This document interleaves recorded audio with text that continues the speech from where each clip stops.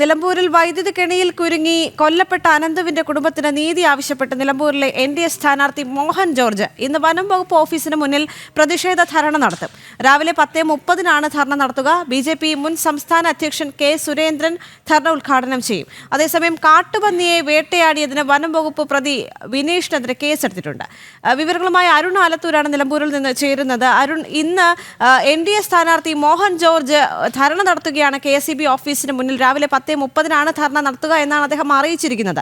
മാത്രമല്ല BJP മുൻ സംസ്ഥാന അധ്യക്ഷൻ K. സുരേന്ദ്രൻ അവിടേക്ക് എത്തുന്നു. ഉദ്ഘാടനം ചെയ്യുമെന്നും അറിയാൻ സാധിക്കുന്നുണ്ട്. മറ്റ് പ്രധാനപ്പെട്ട വിവരങ്ങൾ എന്തൊക്കെയാണ്?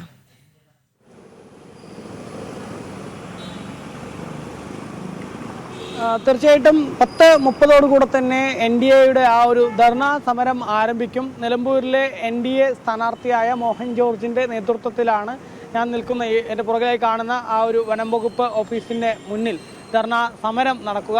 ഏതായാലും ഈ ധർണാ സമരം എന്നുള്ളത് പ്രധാനമായിട്ടും NDA അല്ലെങ്കിൽ BJP അതിൽ ഈ കഴിഞ്ഞ ദിവസം പന്നിക്ക് വെച്ച കെണി, ആ കെണിയിൽ കുടുങ്ങി മരിച്ച അനന്തുവിൻ്റെ കുടുംബത്തിന് നീതി വേണം എന്ന ഒരു ആവശ്യം ഉന്നയിച്ചുകൊണ്ടാണ്. മറ്റൊന്ന്, മലയോര ജനത അനുഭവിക്കുന്ന ദുരിതങ്ങൾ, അതിനൊരു ശാശ്വത പരിഹാരം വേണം എന്നീ രണ്ട് ആവശ്യങ്ങൾ ഉന്നയിച്ചുകൊണ്ടാണ് ഒരു ധർണാ സമരം NDA നടത്തുന്നത്.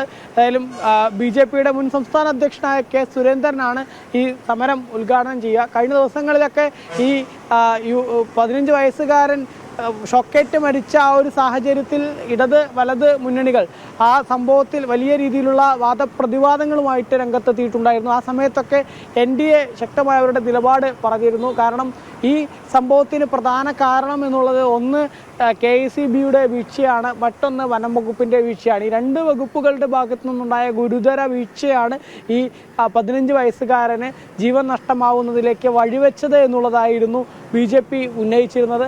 മാത്രമല്ല, ഇങ്ങനെ ഒരു ദാരുണ സംഭവം നടന്നിട്ട് അതിനെ രാഷ്ട്രീയമായി മുതലെടുക്കാനാണ് ഇടത് വലത് മുന്നണികൾ ശ്രമിച്ചുകൊണ്ടിരിക്കുന്നത്. മനുഷ്യ മൃഗങ്ങളായി ഇടത് വലത് മുന്നണി നേതാക്കൾ മാറി എന്നുള്ള രൂക്ഷ വിമർശനം കേന്ദ്രമന്ത്രി ജോർജ് കുര്യൻ ഉൾപ്പെടെ ഇന്നലെ നടത്തുകയും ചെയ്തിരുന്നു. ഏതായാലും അത്തരത്തിൽ ഇതൊരു വലിയ ജനകീയ വിഷയമാണ്. അതുകൊണ്ട് തന്നെ അതിൽ ആ വിഷയത്തെ അഡ്രസ്സ് ചെയ്യുക എന്നുള്ളതാണ് ഇവിടെ ഏറ്റവും പരമപ്രധാനം എന്നുള്ളതാണ് NDA അല്ലെങ്കിൽ BJP പറയുന്നത്. അതുകൊണ്ട് തന്നെയാണ് വനം വകുപ്പ് ഓഫീസിന് മുന്നിൽ ഇത്തരത്തിൽ ഒരു ധർണാ സമരത്തിലേക്ക് ഇന്ന് NDA കടന്നിരിക്കുന്നത്, BJP കടന്നിരിക്കുന്നത്.